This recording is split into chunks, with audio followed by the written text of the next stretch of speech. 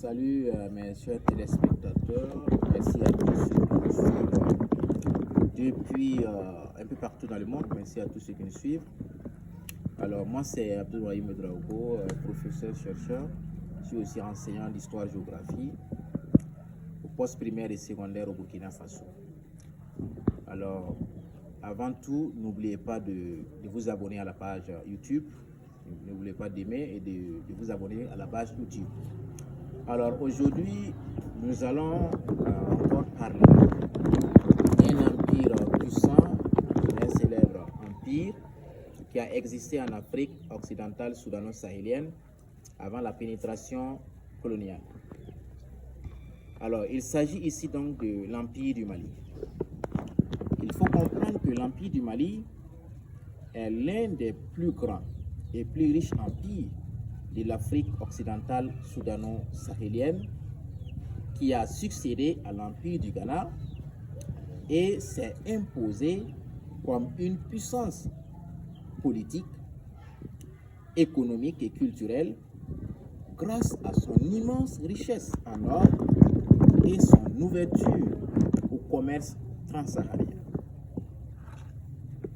Alors, pour savoir davantage sur l'Empire du Mali, il est très important de nous suivre attentivement.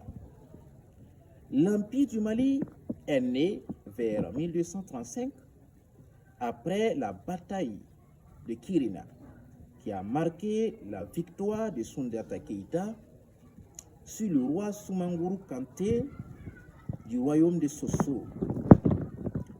Soundiata Keïta, personnalité emblématique et célèbre donc de l'Empire du Mali, a unifié donc les peuples mandingues et fonde donc un empire centralisé et très puissant.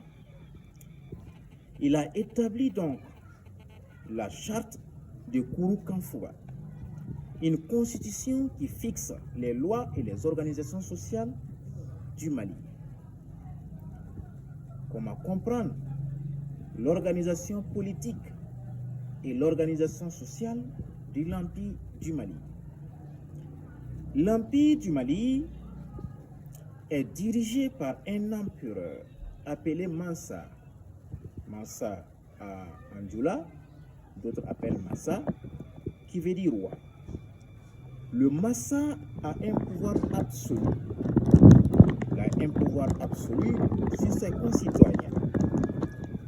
L'Empire du Mali était divisé en provinces, gouverné donc par les chefs locaux fidèles au Massa, c'est-à-dire au roi.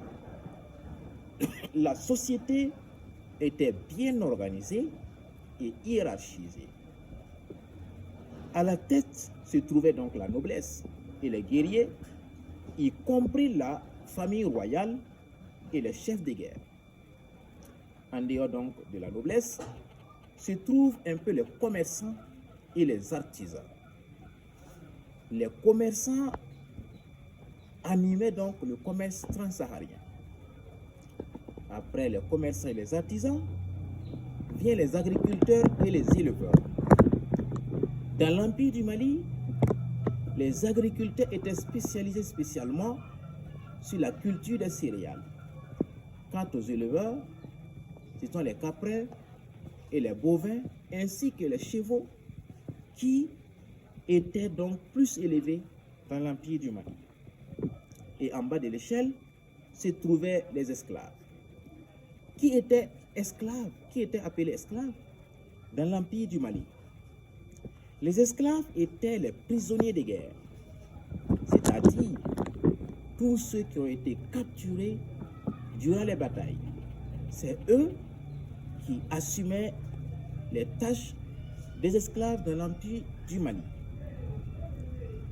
Alors, il faut comprendre que l'Empire du Mali était l'un des plus riches empires à son époque grâce à l'or, c'est-à-dire les mines de bambou, de bourré, faisant du Mali un centre majeur du commerce de l'or.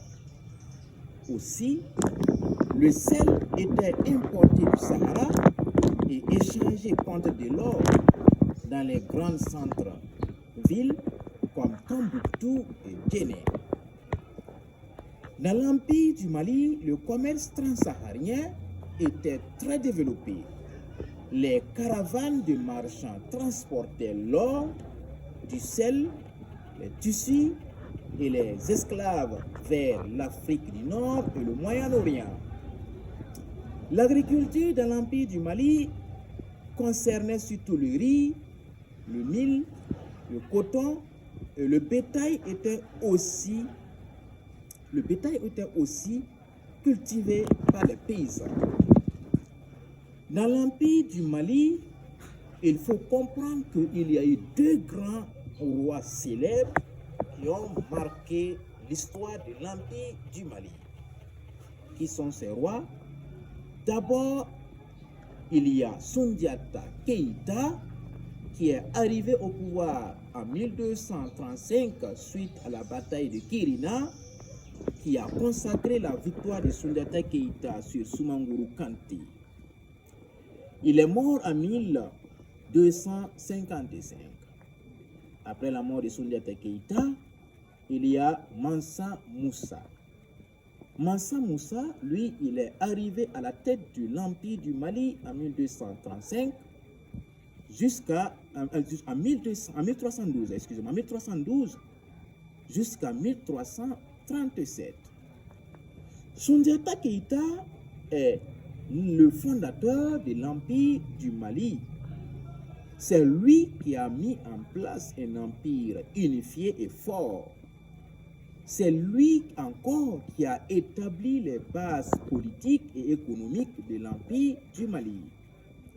Ce qui fait de Soundiata Keïta une personnalité célèbre de l'Empire du Mali.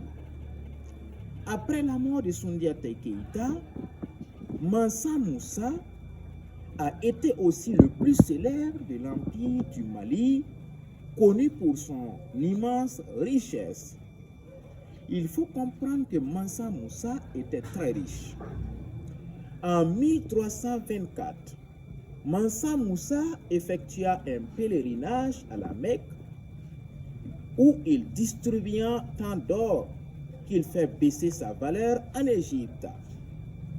Mansa Moussa développe Tombouctou et Guinée en faisant des centres intellectuels,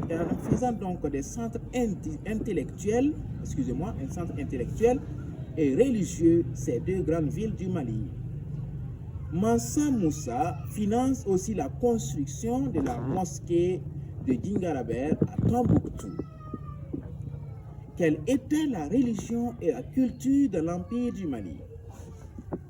Dans l'Empire du Mali, la société était majoritairement composée de musulmans. L'Empire du Mali était aussi donc un empire où on trouvait des traditions animistes qui restaient aussi pratiquées. Tombouctou était donc le centre intellectuel islamique de l'Empire avec son importante université islamique de Sankoré où on enseigne des savants renommés. La langue mandingue et l'arabe étaient utilisés pour l'administration et le commerce dans l'Empire du Mali. Mais il faut comprendre, malgré l'apogée de l'Empire du Mali, des difficultés viennent s'entacher, ce qui a contribué au déclin de l'Empire du Mali. Quels ont été alors les facteurs qui ont contribué au déclin de l'Empire du Mali?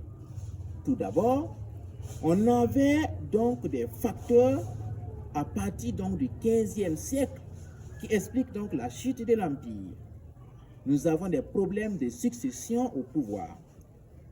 Après la mort de Mansa Moussa, il y a eu des luttes intérieures.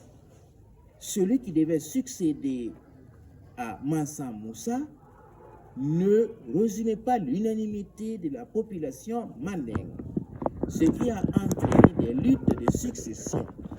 Et ces luttes ont affaibli le pouvoir mandingue.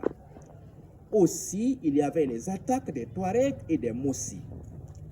Les territoires du nord et du sud qui faisait frontière avec la Mauritanie et le Burkina Faso actuel, anciennement appelé Haute-Volta, les Mossi et les Touaregs attaquaient régulièrement l'Empire mandingue.